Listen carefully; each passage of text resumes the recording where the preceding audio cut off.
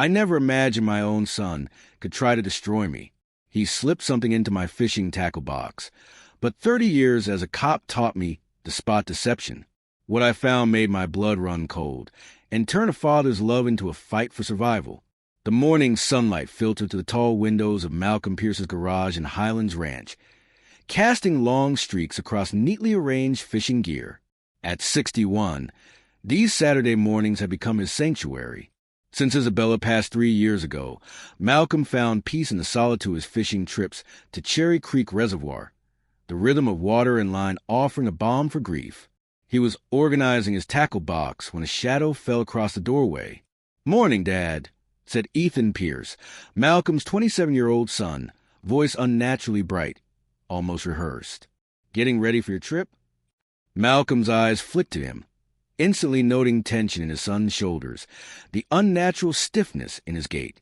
30 years as a Denver detective had honed him to see the slightest deception.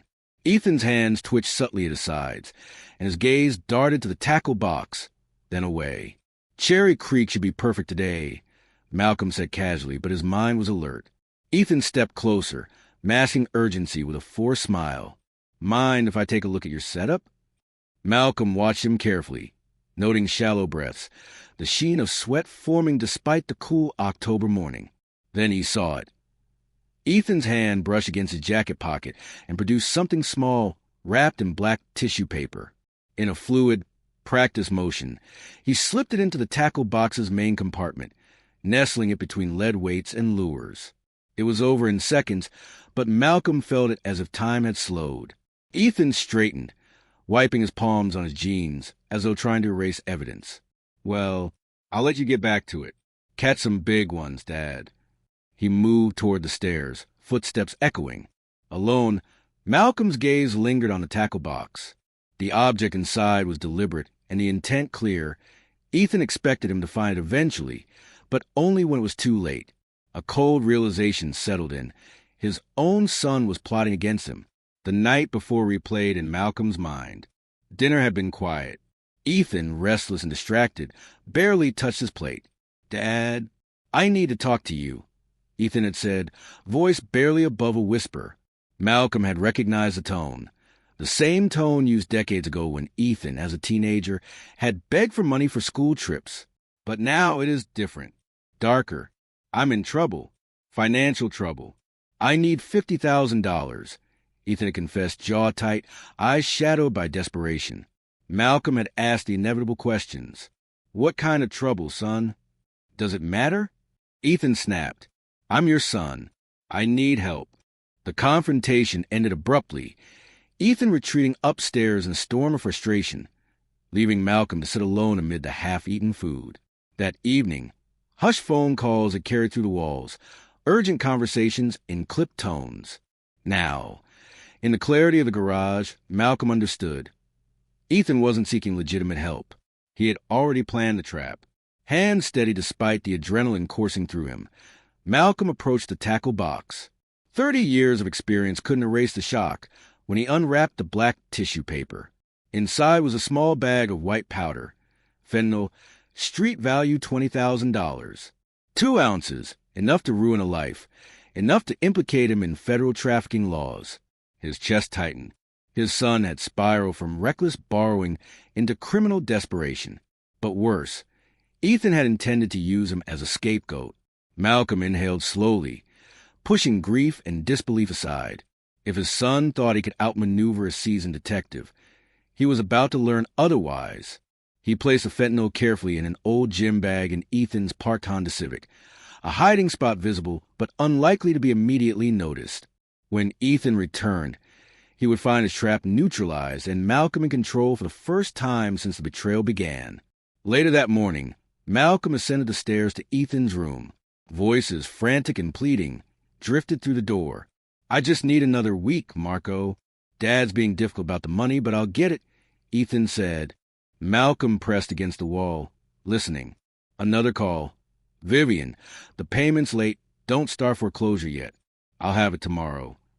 It was worse than he imagined. Forged signatures, gambling debts, dangerous associates. Ethan had gambled recklessly, borrowed illegally, and now was willing to sacrifice his father to save himself. As Ethan left for his interview, Malcolm documented evidence: bank statements, loan agreements, gambling receipts. Every piece told a story of manipulation and betrayal. Returning to the garage, Malcolm examined the fentanyl once more. The weight of 2 ounces in his palm was symbolic. 2 ounces that had destroyed him, or become the leverage that saved him. By late afternoon, Ethan returned, his confidence restored, his performance flawless. "How did the interview go?" Malcolm asked casually. "Really well, Dad. I think this could be the break I've been waiting for," Ethan replied, hanging his jacket. His eyes never lingered on the garage, the room holding his secret and Malcolm's countermeasure. Malcolm nodded, returning to his recliner, pretending normalcy. In reality, every sense was alert, every memory of his son's earlier desperation and deceit reinforcing one fact: the hunter had become the hunted.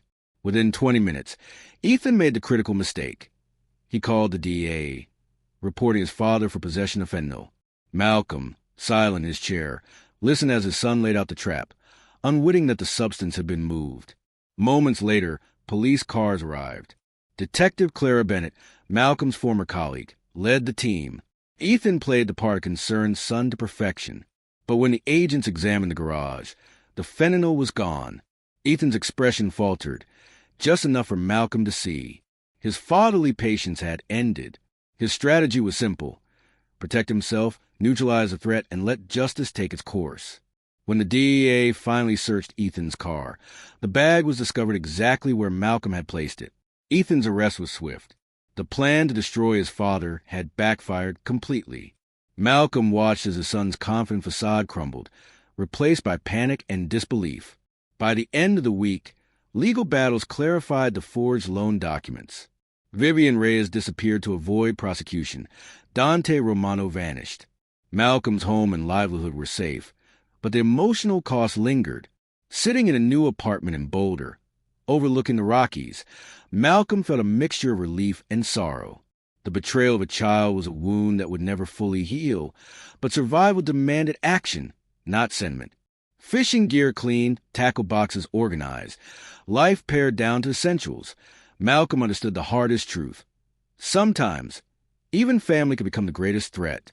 The courthouse felt impossibly cold, sterile, and empty of comfort. Malcolm Pierce, sitting in the gallery, observed his son, Ethan Pierce, shackled in the orange jumpsuit. Gone was the rehearsed confidence, the sharp glint of cunning in his eyes. Now he looked smaller, deflated by the very consequences he had tried to manipulate. Malcolm's heart was heavy but resolute. He had loved his son fiercely, but he had also learned that love without boundaries could be weaponized. The federal prosecutor's voice cut through the silence with clinical precision. 2 ounces of fentanyl, street value $20,000, with intent to distribute, along with filing a false police report and attempting to frame a family member.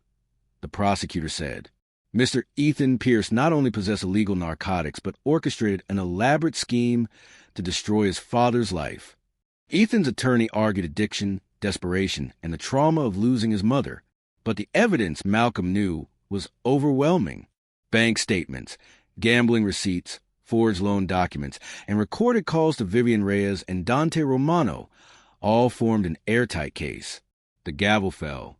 5 years in federal prison, Judge Harrison declared. The sound reverberated like a door closing on 30 years of fatherhood. Malcolm remained seated, a strange emptiness filling the gallery. The betrayal had cut deeper than any case he had investigated in his decades on the force. But the danger was over. Ethan would serve his sentence. The fraudulent loan was void and the house, the symbol of years of security, was his. Returning home, Malcolm wandered through rooms heavy with memories of Isabella and their son. Each corner held laughter, shared meals, arguments, and quiet afternoons together. Now, these spaces felt hollowed out, tainted by knowledge of what had nearly been lost. 2 months later, he made a decision that surprised even himself. He listed the Highlands ranch home for sale. Detective Clara Bennett, visiting to discuss ongoing investigations, hesitated. "Are you sure, Malcolm? This was your home, Isabella's home." "I am," he said quietly. The son I knew no longer exists. The life we built here, it belongs to the past. The sale went quickly. Within weeks, Malcolm moved into a modest apartment in Boulder, Colorado. From the balcony, he watched the sunrise paint the Rocky Mountains in gold and crimson, a reminder that new beginnings were possible even after profound loss. Malcolm pared life down to essentials: fishing gear, Isabella's photographs, and the wisdom earned through decades of experience and heartbreak. The tackle box sat clean and orderly in the corner, a symbol of both refuge and vigilance. Letters from Ethan arrived from prison, 2 unopened on the kitchen counter. Malcolm had no desire to read them. Not yet, perhaps not ever. Some bridges, he knew, were meant to remain burned. Clara Bennett continued to provide updates. Dante Romano had been arrested in Phoenix, ending his reign of intimidation. Vivian Reyes remained a fugitive, her schemes dismantled by law enforcement. Malcolm was left with a quiet satisfaction. Justice, though delayed, had been served. Life returned to a fragile equilibrium. Malcolm spent mornings fishing, afternoons reading, evenings reflecting. Each catch at Cherry Creek Reservoir reminded him of Isabella's gentle encouragement, Ethan's childhood laughter, and the stark reality of betrayal. Love, he realized, required wisdom, not blind sacrifice. He had faced the ultimate test: a son who chose survival over morality, deception over honesty. Malcolm had responded with vigilance, strategy, and a refusal to be destroyed. And in that, he found a new kind of peace. Occasionally, he thought of Ethan. In prison, his son would confront the consequences of choices made in desperation. Malcolm allowed himself empathy, but not indulgence. The lessons were clear. Trust, even with family, must be earned. Love without boundaries can be fatal. Fishing lines cast into mountain lakes became his meditation. The water reflected clarity, not deceit. He felt free for the first time in years, unburdened by manipulation, deceit, or fear. The Rocky Mountains stood timeless, silent witnesses to a man who had endured loss, betrayal, and danger, and emerged whole. Malcolm Pierce's journey taught him that survival often required courage to walk away from those you love most. Betrayal within family could be devastating, but justice and wisdom could heal the wounds that love alone could not. And as the sun dipped behind the peaks, Malcolm smiled faintly, a man who had lost much but discovered the quiet strength to start again. The past would always whisper, but the present his life reclaimed belonged entirely to him.